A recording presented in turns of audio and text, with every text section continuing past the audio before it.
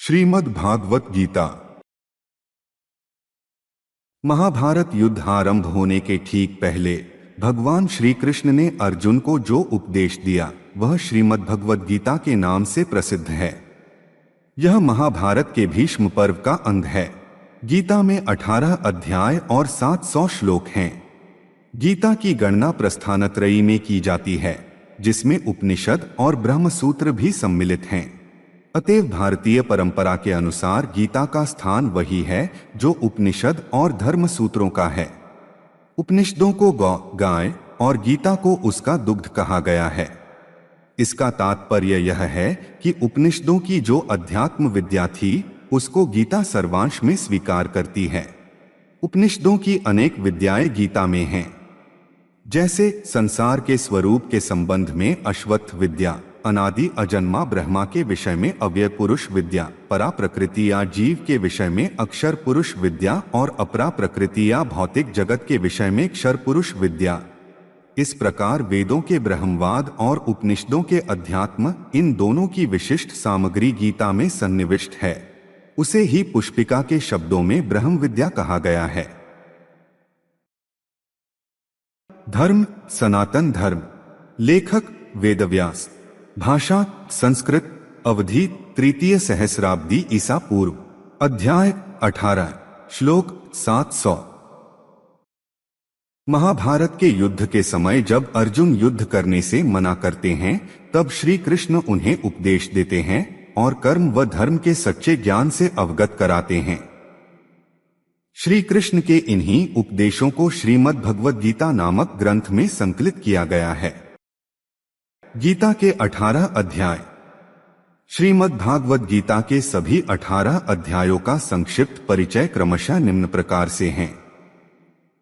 1. अर्जुन विषाद योग, सेना का सैन्य निरीक्षण। 2. सांख्य योग, गीता का सार। 3. कर्मयोग। 4. ज्ञान कर्म संन्यास योग, दिव्य ज्ञान। 5. कर्म संन्यास योग, कर्म वैराग्य योग। 6. आत्मसंयम योग, ध्यान योग। 7. ज्ञान विज्ञान योग, भगवत ज्ञान की प्राप्ति। 8. अक्षर ब्रह्म योग, भगवान की प्राप्ति। 9. राजविद्या राजगुह्य योग, परम गुप्त ज्ञान। 10. विभूति योग, श्री भगवान का ऐश्वर्य। 11. विश्वरूप दर्शन योग, विराट रूप। 12. भक्ति योग। 13. क्षेत्र क्षेत्रज्ञ विभाग योग, प्रकृति पुरुष तथा चेतना। 14. गुणत्रय विभाग योग, प्रकृति के 3 गुण। 15. पुरुषोत्तम योग। 16. दैवासुर समद विभाग योग, दैवी तथा आसुरी स्वभाव। 17. श्रद्धात्रय विभाग योग, श्रद्धा के विभाग। 18. मोक्ष संन्यास योग, उपसंहार संन्यास की सिद्धि। प्रथम अध्याय। प्रथम अध्याय का नाम अर्जुन विषाद योग है। वह गीता के उपदेश का विलक्षण रंगमंच प्रस्तुत करता है, जिसमें श्रोता और वक्ता दोनों ही कुतूहल शांति के लिए नहीं वरन जीवन की प्रगाढ़ समस्या के समाधान के लिए प्रवृत्त होते हैं। शौर्य और धैर्य, साहस और बल, इन चारों गुणों की प्रभूत मात्रा से अर्जुन का व्यक्तित्व बना था और इन चारों के ऊपर 2 गुण और थे, एक क्षमा, दूसरी प्रज्ञा। बल प्रधान क्षात्र धर्म से प्राप्त होने वाली स्थिति में पहुंचकर सहसा अर्जुन के चित्त पर एक दूसरे ही प्रकार के मनोभाव का आक्रमण हुआ, कार्पण्य का। एक विचित्र प्रकार की करुणा उसके मन में भर गई और उसका क्षात्र स्वभाव लुप्त हो गया। जिस कर्तव्य के लिए वह कटिबद्ध हुआ था उससे वह विमुख हो गया। ऊपर से देखने पर तो इस स्थिति के पक्ष में उसके तर्क धर्मयुक्त जान पड़ते हैं, किंतु उसने स्वयं ही उसे कार्पण्य दोष कहा है और यही माना है कि मन की इस कायरता के कारण उसका जन्मसिद्ध स्वभाव उपहत या नष्ट हो गया था। वह निर्णय नहीं कर पा रहा था कि युद्ध करे अथवा वैराग्य ले ले। क्या करें क्या न करें, कुछ समझ में नहीं आता था।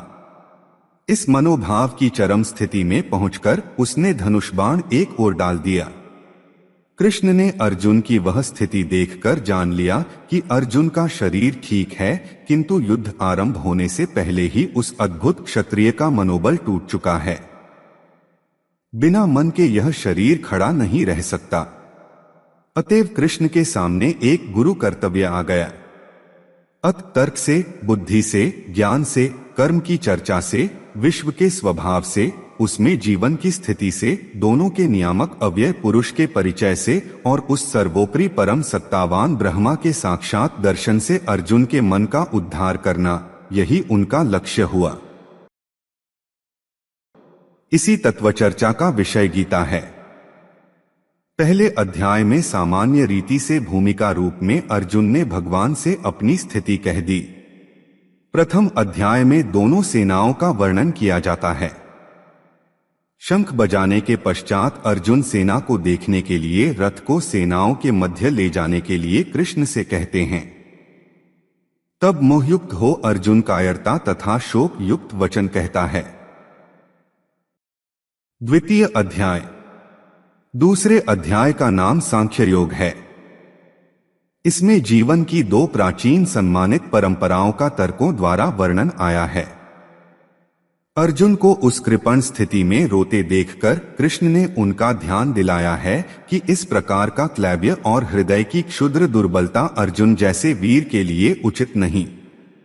कृष्ण ने अर्जुन की अब तक दी हुई सब युक्तियों को प्रज्ञावाद का झूठा रूप कहा। उनकी युक्ति यह है कि प्रज्ञादर्शन काल, कर्म और स्वभाव से होने वाले संसार की सब घटनाओं और स्थितियों को अनिवार्य रूप से स्वीकार करता है। जीना और मरना, जन्म लेना और बढ़ना, विषयों का आना और जाना, सुख और दुख का अनुभव, ये तो संसार में होते ही हैं। इसी को प्राचीन आचार्य पर्यायवाद का नाम भी देते थे। काल की चक्रगति इन सब स्थितियों को लाती है और ले जाती है। जीवन के इस स्वभाव को जान लेने पर फिर शोक नहीं होता। यही भगवान का व्यंग्य है कि प्रज्ञा के दृष्टिकोण को मानते हुए भी अर्जुन इस प्रकार के मोह में क्यों पड़ गया है। ऊपर के दृष्टिकोण का एक आवश्यक अंग जीवन की नित्यता और शरीर की अनित्यता था। नित्य जीव के लिए शोक करना उतना ही व्यर्थ है जितना अनित्य शरीर को बचाने की चिंता। ये दोनों अपरिहार्य हैं। जन्म और मृत्यु बारी बारी से होते ही हैं, ऐसा समझकर शोक करना उचित नहीं है। फिर एक दूसरा दृष्टिकोण स्वधर्म का है। जन्म से ही प्रकृति ने सबके लिए एक धर्म नियत कर दिया है। उसमें जीवन का मार्ग, इच्छाओं की परिधि, कर्म की शक्ति सभी कुछ आ जाता है। इससे निकलकर नहीं भागा जा सकता। कोई भागे भी तो प्रकृति उसे फिर खींच लाती है। इस प्रकार काल का परिवर्तन या परिमाण, जीव की नित्यता और अपना स्वधर्म या स्वभाव जिन युक्तियों से भगवान ने अर्जुन को समझाया है, उसे उन्होंने सांख्य की बुद्धि कहा है। इससे आगे अर्जुन के प्रश्न न करने पर भी उन्होंने योग मार्ग की बुद्धि का भी वर्णन किया। यह बुद्धि कर्म या प्रवृत्ति मार्ग के आग्रह की बुद्धि है। इसमें कर्म करते हुए कर्म के फल की आसक्ति से अपने को बचाना आवश्यक है। कर्मयोगी के लिए सबसे बड़ा डर यही है कि वह फल की इच्छा के दलदल में फंस जाता है, उससे उसे बचना चाहिए। अर्जुन को संदेह हुआ कि क्या इस प्रकार की बुद्धि प्राप्त करना संभव है। व्यक्ति कर्म करे और फल न चाहे तो उसकी क्या स्थिति होगी, यह एक व्यावहारिक शंका थी। उसने पूछा कि इस प्रकार का दृढ़ प्रज्ञा वाला व्यक्ति जीवन का व्यवहार कैसे करता है। आना जाना, खाना पीना, कर्म करना, उनमें लिप्त होकर भी निर्लेप कैसे रहा जा सकता है। कृष्ण ने कितने ही प्रकार के बाह्य इंद्रियों की अपेक्षा मन के संयम की व्याख्या की है। काम, क्रोध, भय, राग, द्वेष के द्वारा मन का सौम्य भाव बिगड़ जाता है और इंद्रियां वश में नहीं रहती। इंद्रिय जय ही सबसे बड़ी आत्मजय है। बाहर से कोई विषयों को छोड़ भी दे तो भी भीतर का मन नहीं मानता। विषयों का स्वाद जब मन से जाता है तभी मन प्रफुल्लित, शांत और सुखी होता है। समुद्र में नदियां आकर मिलती हैं पर वह अपनी मर्यादा नहीं छोड़ता। ऐसे ही संसार में रहते हुए, उसके व्यवहारों को स्वीकारते हुए अनेक कामनाओं का प्रवेश मन में होता रहता है, किंतु उनसे जिसका मन अपनी मर्यादा नहीं खोता उसे ही शांति मिलती है। इसे प्राचीन अध्यात्म परिभाषा में गीता में ब्राह्म स्थिति कहा है। अर्जुन की कायरता के विषय में अर्जुन कृष्ण संवाद। सांख्य योग, कर्मयोग, स्थिर बुद्धि व्यक्ति के गुण। तृतीय अध्याय।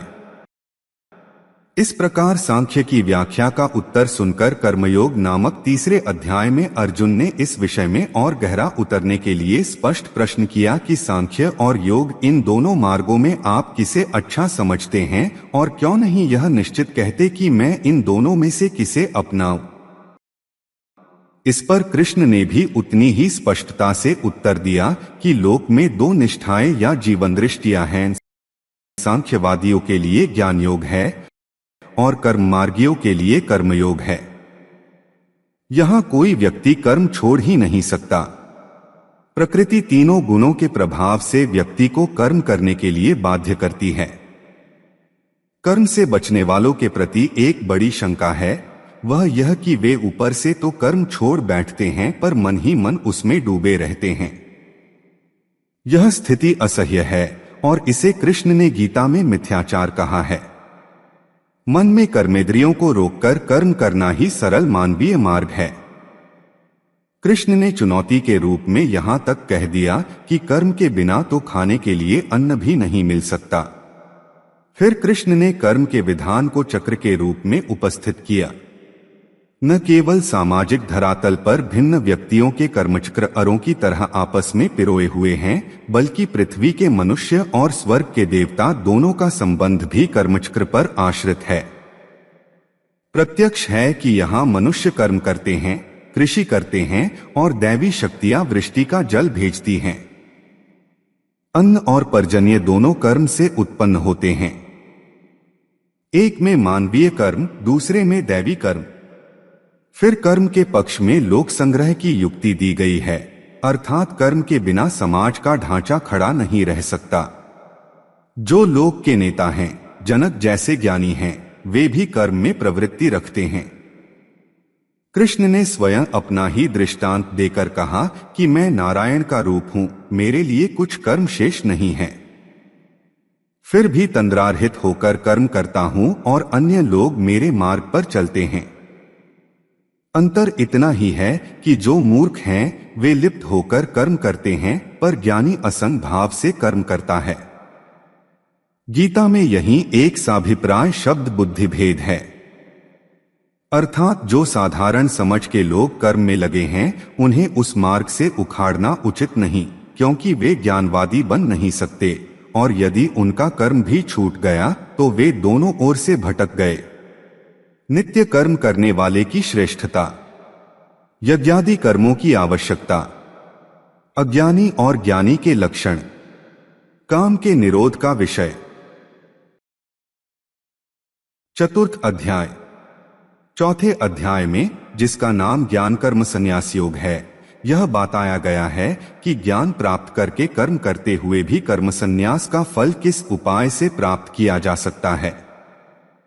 यही गीता का वह प्रसिद्ध आश्वासन है कि जब जब धर्म की ग्लानि होती है तब तब मनुष्यों के बीच भगवान का अवतार होता है, अर्थात भगवान की शक्ति विशेष रूप से मूर्त होती है। यहीं पर एक वाक्य विशेष ध्यान देने योग्य है, क्षिप्र ही मानुषे लोके सिद्धिर भवति कर्मजा 412। कर्म से सिद्धि इससे बड़ा प्रभावशाली जय सूत्र गीता दर्शन में नहीं है। किंतु गीता तत्व इस सूत्र में इतना सुधार और करता है कि वह कर्म असंग भाव से अर्थात फलासक्ति से बचकर करना चाहिए। भगवान बताते हैं कि सबसे पहले मैंने यह ज्ञान भगवान सूर्य को दिया था। सूर्य के पश्चात गुरु परंपरा द्वारा आगे बढ़ा, किंतु अब यह लुप्तप्राय हो गया है।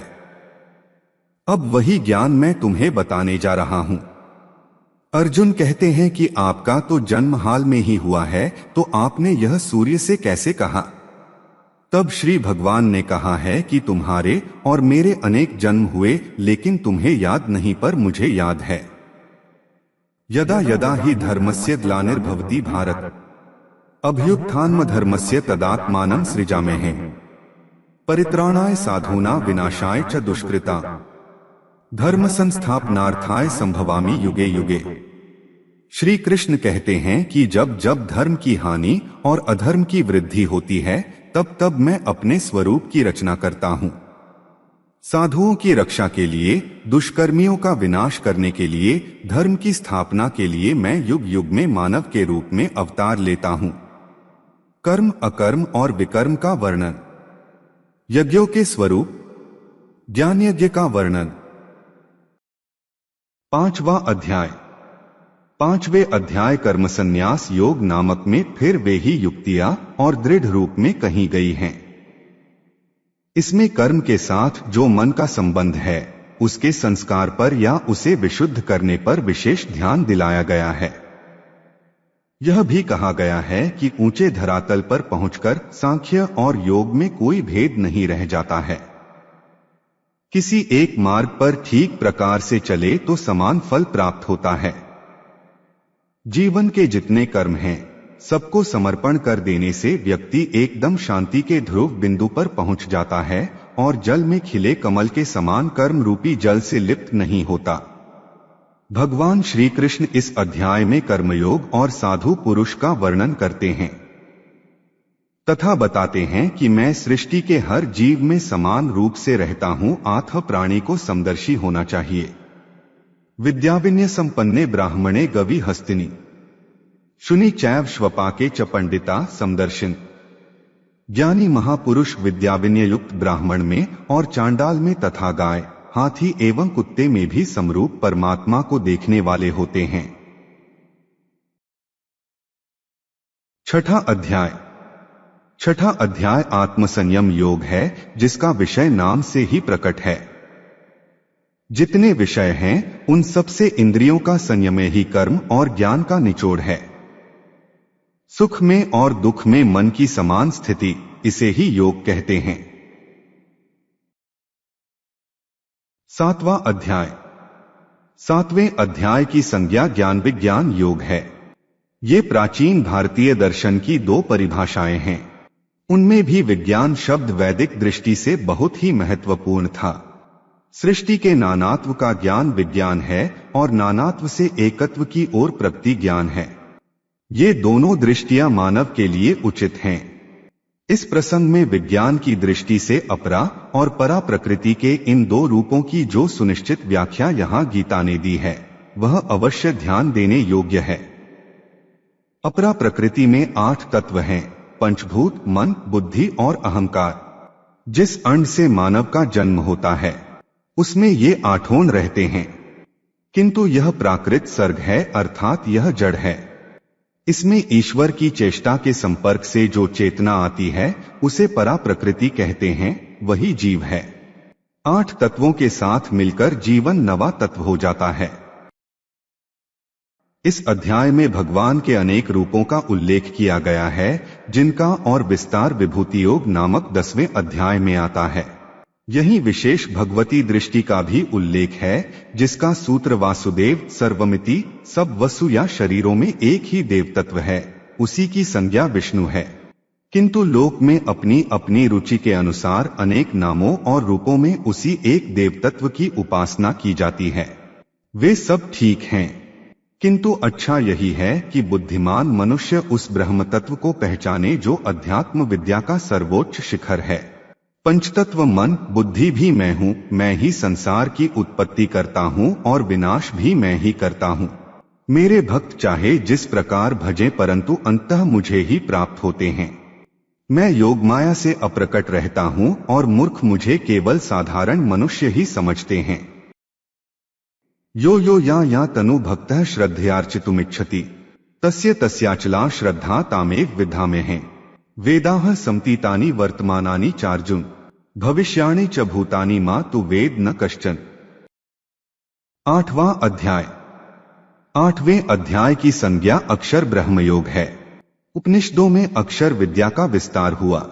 गीता में उस अक्षर विद्या का सार कह दिया गया है। अक्षर ब्रह्मा परम अर्थात परब्रह्म की संज्ञा अक्षर है। मनुष्य अर्थात जीव और शरीर की संयुक्त रचना का ही नाम अध्यात्म है। जीव संयुक्त भौतिक देह की संज्ञा अक्षर है और केवल शक्ति तत्व की संज्ञा आधिदैवक है। देह के भीतर जीव, ईश्वर तथा भूत ये तीन शक्तियां मिलकर जिस प्रकार कार्य करती हैं उसे अधियज्ञ कहते हैं। गीताकार ने 2 श्लोकों में इन 6 परिभाषाओं का स्वरूप बांध दिया है। गीता के शब्दों में ओम एकाक्षर ब्रह्मा है। 9वां अध्याय।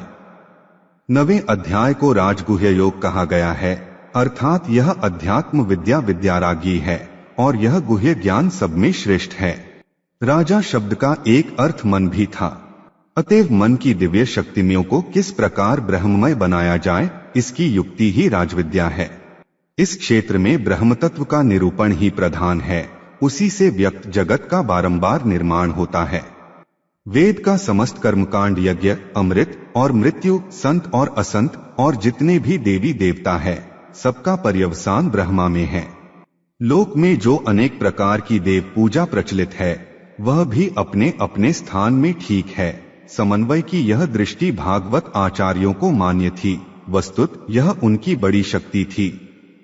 इसी दृष्टिकोण का विचार या व्याख्या 10वें अध्याय में पाई जाती है। 10वां अध्याय। 10वें अध्याय का नाम विभूति योग है। इसका सार यह है कि लोक में जितने देवता हैं, सब एक ही भगवान की विभूतियां हैं। मनुष्य के समस्त गुण और अवगुण भगवान की शक्ति के ही रूप हैं। बुद्धि से इन छुट भय देवताओं की व्याख्या चाहे ने हो सके, किंतु लोक में तो वह हैं ही। कोई पीपल को पूज रहा है, कोई पहाड़ को, कोई नदी या समुद्र को, कोई उनमें रहने वाले मछली कछुओं को। यूं कितने देवता हैं, इसका कोई अंत नहीं। विश्व के इतिहास में देवताओं की यह भरमार सर्वत्र पाई जाती है। भागवतों ने इनकी सत्ता को स्वीकारते हुए सबको विष्णु का रूप मानकर समन्वय की एक नई दृष्टि प्रदान की। इसी का नाम विभूति योग है। जो सत्वजीव बलयुक्त अथवा चमत्कार युक्त है, वह सब भगवान का रूप है। इतना मान लेने से चित्त निर्विरोध स्थिति में पहुंच जाता है। सर्वभूतानि कौन्तेय प्रकृति यान्ति मामिका, कल्पक्षये पुनस्तानि कल्पादौ विसृजामि हैं। 11वां अध्याय। 11वें का नाम विश्वरूप दर्शन योग है। इसमें अर्जुन ने भगवान का विश्वरूप देखा। विराट रूप का अर्थ है मानवीय धरातल और परिधि के ऊपर जो अनंत विश्व का प्राणवंत रचना विधान है, उसका साक्षात दर्शन। विष्णु का जो चतुर्भुज रूप है, वह मानवीय धरातल पर सौम्य रूप है। जब अर्जुन ने भगवान का विराट रूप देखा तो उसके मस्तक का विस्फोटन होने लगा। दिशो न जाने न लभे च शर्म, ये ही घबराहट के वाक्य उनके मुख से निकले और उसने प्रार्थना की कि मानव के लिए जो स्वाभाविक स्थिति ईश्वर ने रखी है, वही पर्याप्त है। 12वां अध्याय। 12वें का नाम भक्ति योग है, जो जानने योग्य है। जिसको जानकर मनुष्य परमानंद को प्राप्त हो जाता है, अर्थात वो परमात्मा ही सत्य है। 13वां अध्याय। 13वें अध्याय में एक सीधा विषय क्षेत्र और क्षेत्रज्ञ का विचार है। यह शरीर क्षेत्र है, उसका जानने वाला जीवात्मा क्षेत्रज्ञ है। 14वां अध्याय। 14वें अध्याय का नाम गुणत्रय विभाग योग है। यह विषय समस्त वैदिक, दार्शनिक और पौराणिक तत्वचिंतन का निचोड़ है। सत्व, रज, तम नामक 3 गुणत्रिकों की अनेक व्याख्याएं हैं। गुणों की साम्यावस्था का नाम प्रधान या प्रकृति है। गुणों के वैषम्य से ही वैकृत सृष्टि का जन्म होता है। अकेला सत्व शांत स्वभाव से निर्मल प्रकाश की तरह स्थिर रहता है और अकेला तम भी जड़वत निश्चेष्ट रहता है, किंतु दोनों के बीच में छाया हुआ रजोगुण उन्हें चेष्टा के धरातल पर खींच लाता है। गति तत्व का नाम ही रजस है। 15वां अध्याय। 15वें अध्याय का नाम पुरुषोत्तम योग है। इसमें विश्व का अश्वत्थ के रूप में वर्णन किया गया है। यह अश्वत्थ रूपी संसार महान विस्तार वाला है। देश और काल में इसका कोई अंत नहीं है। किंतु इसका जो मूल या केंद्र है, जिसे ऊर्ध्व कहते हैं, वह ब्रह्मा ही है। एक और वह परम तेज जो विश्वरूपी अश्वत्थ को जन्म देता है, सूर्य और चंद्र के रूप में प्रकट है। दूसरी ओर वही एक चैतन्य केंद्र में या प्राणी शरीर में आया हुआ है। जैसा गीता में स्पष्ट कहा है, अह वैश्वानरो भूत्वा प्राणिना देहमाश्रित। वैश्वानर या प्राणमयी चेतना से बढ़कर और दूसरा रहस्य नहीं है। नर या पुरुष तीन हैं, क्षर, अक्षर और अव्यय। पंचभूतों का नाम क्षर है, प्राण का नाम अक्षर है और मनस्तत्व या चेतना की संज्ञा अव्यय है। इन्हीं तीन नरों की एकत्र स्थिति से मानवी चेतना का जन्म होता है। उसे ही ऋषियों ने वैश्वानर अग्नि कहा है। 16वां अध्याय। 16वें अध्याय में देवासुर संपत्ति का विभाग बताया गया है। आरंभ से ही ऋग्वेद में सृष्टि की कल्पना दैवी और आसुरी शक्तियों के रूप में की गई है। यह सृष्टि के द्विविरुद्ध रूप की कल्पना है, एक अच्छा और दूसरा बुरा, एक प्रकाश में दूसरा अंधकार में, एक अमृत दूसरा मर्त्य, एक सत्य दूसरा अनृत। 17वां अध्याय। 17वें अध्याय की संज्ञा श्रद्धात्रय विभाग योग है। इसका संबंध सत, रज और तम इन तीन गुणों से ही है, अर्थात जिसमें जिस गुण का प्रादुर्भाव होता है, उसकी श्रद्धा या जीवन की निष्ठा वैसी ही बन जाती है। यज्ञ, तप, दान, कर्म ये सब तीन प्रकार की श्रद्धा से संचालित होते हैं। यहां तक कि आहार भी तीन प्रकार का है। उनके भेद और लक्षण गीता ने यहां बताए हैं। 18वां अध्याय। 18वें अध्याय की संज्ञा मोक्ष संन्यास योग है। इसमें गीता के समस्त उपदेशों का सार एवं उपसंहार है। यहां पुण्य बलपूर्वक मानव जीवन के लिए तीन गुणों का महत्व कहा गया है। पृथ्वी के मानवों में और स्वर्ग के देवताओं में कोई भी ऐसा नहीं जो प्रकृति के चलाए हुए इन तीन गुणों से बचा हो। मनुष्य को बहुत देखभाल कर चलना आवश्यक है, जिससे वह अपनी बुद्धि और वृत्ति को बुराई से बचा सके और क्या कार्य है क्या अकार्य है इसको पहचान सके। धर्म और अधर्म को, बंध और मोक्ष को, वृत्ति और निवृत्ति को जो बुद्धि ठीक से पहचानती है, वही सात्विकी बुद्धि है और वही मानव की सच्ची उपलब्धि है। इस प्रकार भगवान ने जीवन के लिए व्यावहारिक मार्ग का उपदेश देकर अंत में यह कहा है कि मनुष्य को चाहिए कि संसार के सब व्यवहारों का सच्चाई से पालन करते हुए जो अखंड चैतन्य तत्व है, जिसे ईश्वर कहते हैं, जो प्रत्येक प्राणी के हृदय या केंद्र में विराजमान है, उसमें विश्वास रखे, उसका अनुभव करे। वही जीव की सत्ता है, वही चेतना है और वही सर्वोपरि आनंद का स्रोत है। जय श्री कृष्ण। दोस्तों, जानकारी अच्छी लगे तो लाइक, शेयर, कमेंट और सब्सक्राइब जरूर करें।